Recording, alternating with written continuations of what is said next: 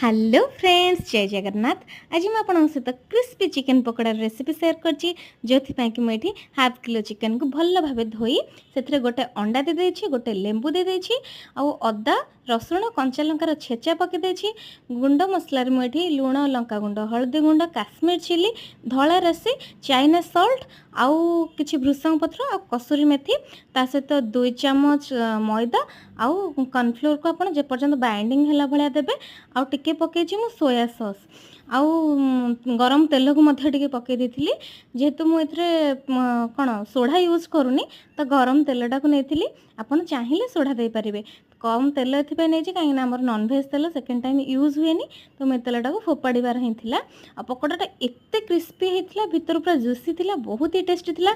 Last में एथि टिके चाट मसला स्प्रिंकल करके आको एन्जॉय करथिले। आपन केमति लागला मते शेयर करबे। Thanks for watching.